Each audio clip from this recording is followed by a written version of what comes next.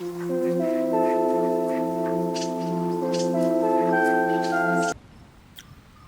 মলয়। কাজের জন্য কিছুদিন গ্রামের বাইরে ছিলাম। দুদিন আগে গ্রামে এসেছি। অবশ্য কদিন পর আবার চলে যেতে হবে, তাই ভাবলাম গ্রামটা একটু ঘুরেই আসি। কিন্তু বাইরে বেরিয়ে তো খুব ফেঁসে গেলাম। বৃষ্টি থামার নামই নিচ্ছে না। অনেকক্ষণ ধরে দিনু কাকুর হোটেলে বসে আছি। রাত প্রায় হয়ে যাচ্ছে। কি করা যায়? যা বৃষ্টি ধরেছে, আজ আর থামবে না মনে হয়। তুই ভেতরে এসে একটু বস। না দিনু কাকু, আর বসবো না। এবার যেতে হবে দেখছি। অনেকক্ষণ আগে বেরিয়েছি। বাড়িতে তো সবাই চিন্তা করবে। কোনো রাস্তাতে কোনো অটো রিক্সা কিছুই তো দেখতে পাচ্ছি না। ওই আশা ছেড়ে দে। এই বৃষ্টির সময় কিছু পাবি না। পেলেও যা রাত হয়েছে, কেউ গ্রামের ভেতরের দিকে এই রাতে যেতে চায় না। তোদের গ্রামের ভেতর যেতে হলে ওই একটা শ্মশান পড়ে, সেই ভয়ে। ঠিকই বলেছ, কিন্তু আমাকে তো যেতেই হবে। আর দেরি করে লাভ নেই। একটু এগিয়ে দেখি কিছু পাওয়া যায় কিনা। পারলে আমাকে একটা ছাতা দাও দিনু কাকু। রাস্তাতে খুব জল জমা হয়েছে, তাই আস্তে আস্তে পা টিপে টিপে যাচ্ছি, যাতে স্লিপ খেয়ে পড়ে না যাই। দূরে গিয়ে দেখি একটা রিক্সাওয়ালা দাঁড়িয়ে আছে। তার সামনে গিয়ে বললাম, দাদা যাবে গ্রামের দিকে? যাব। আমি তার গলার গম্ভীর স্বর শুনে একটু ভয় পেলেও অগত্যা রিক্সাতে উঠেই গেলাম। রিক্সাওয়ালা খুব জোরে জোরে রিক্সা চালিয়ে যাচ্ছে, খুব দ্রুত গতিতে। লোকটাকে প্রথম দেখে মনে হচ্ছিল না যে তার শরীরে এত জোর। আমি তাকে জিজ্ঞাসা করলাম, তোমার বাড়ি কোথায় দাদা? ওই গ্রামেই আমার বাড়ি। আমি বললাম, ভালোই হয়েছে তাহলে, দুজনেরই বাড়ি ফেরা হবে একসাথে। রিক্সাওয়ালা কিছু কথা না বলে এক মনে দ্রুত গতিতে রিক্সা চালাতে লাগলো।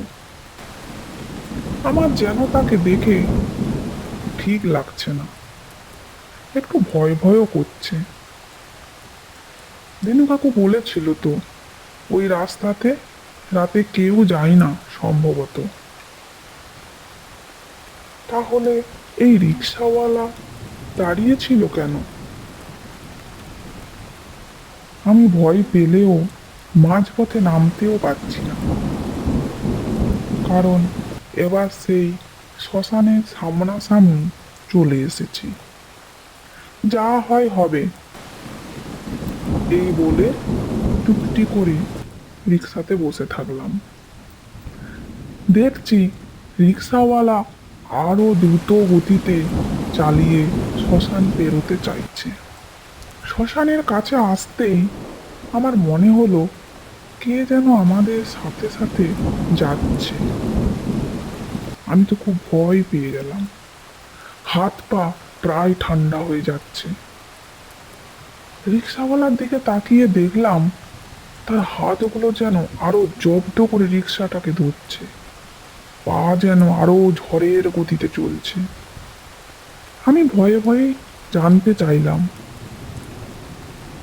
কি হয়েছে দাদা? কিচ্ছু বলল না। মনে হলো তার মুখ যেন কেউ চেপে রেখেছে। গম্ভীর স্বরে যেন গর্জন করছে। শ্মশানটা পিছনে ফেলে এলাম। ঠিক এমন সময় রিক্সাওয়ালা রিক্সা থামিয়ে দিল। আমি বললাম, থামালে কেন দাদা? কি হলো? কিছু না বলে রিক্সা থেকে নেমে নিচে দাঁড়ালো। আমি তো ভয়ে প্রায় অজ্ঞান হয়ে যাব ভাবছি, কিন্তু কিচ্ছু করার নেই। মনে সাহস জগিয়ে আমিও নামলাম। বৃষ্টি অনবরত হয়েই চলেছে, মাঝে মধ্যে বিদ্যুৎও চমকাচ্ছে, মেঘের গর্জনও হচ্ছে। আমি নামতেই দেখি রিক্সাওয়ালা মাটিতে লুটিয়ে পড়ল। আমি ডাকলাম, কি হলো দাদা? উঠুন, কি হলো? চোখ খুলুন। ভাবলাম মনে হয় অজ্ঞান হয়ে পড়েছে। এমন সময় দেখলাম তার শরীর থেকে কি যেন একটা কালো ছায়া বেরিয়ে এলো, বেরিয়ে পাশে দাঁড়িয়ে হাসছে। কিরে, আমাকে চিনতে পেরেছিস? পেরেছিস আমাকে চিনতে? দেখ দেখ, ভালো করে দেখ, আমাকে ঠিক চিনতে পারবি। আমি বিদ্যুতের হালকা আলোতে দেখলাম, ভয়ে কাঁপতে লাগলাম আর বললাম, পারুল, তুমি তুমি এখানে কি করছো? কেন করছো এমন? কি হয়েছে? পারুল ছিল আমার বন্ধু। শুধু বন্ধু বললে ভুল হবে, ওকে আমার খুব ভালো লাগতো। আমরা বেশিরভাগ সময় একসাথে ঘুরে বেরিয়ে কাটাতাম। কোনো এক কারণে একদিন আমি ওর ওপরে খুব রেগে গিয়েছিলাম। সেই রাগ যেন ঘৃণায় পরিণত হয়েছিল। তাই রাস্তাতে আরো লোকজন ছিল সেদিন। সবার সামনে ওকে খুব কথা শুনিয়েছিলাম। মনে আছে তোর আমাকে? আমাকে তোর মনে পড়েছে? কেমন অপমান করেছিলিস আমার সামনে সেদিন? মনে পড়েছে? কেমন কটু কথা শুনিয়েছিলিস? এই অপমান সহ্য করতে না পেরে আমাকে মরতে বাধ্য করেছিলি তুই। আমাকে ছেড়ে দাও পারুল, আমাকে ছেড়ে দাও। ক্ষমা চাইছি আমি। আমি তো তোমাকে মারিনি, আর মরতেও বলিনি। আমাকে ছেড়ে দাও। আমি তোকে ছাড়বো না।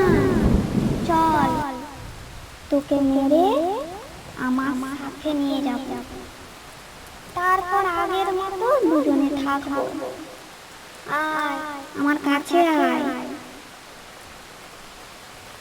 ঠিক এমন সময় দেখলাম দূরের থেকে একটা টর্চের আলো সামনের দিকে আসছে।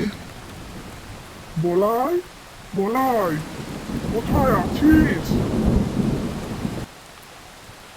এখনো বাড়ি ফিরলি না যে?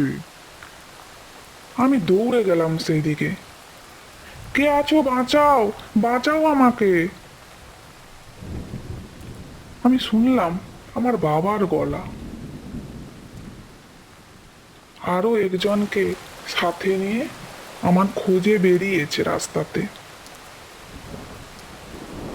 আমি তাদেরকে সব কথা জানালাম।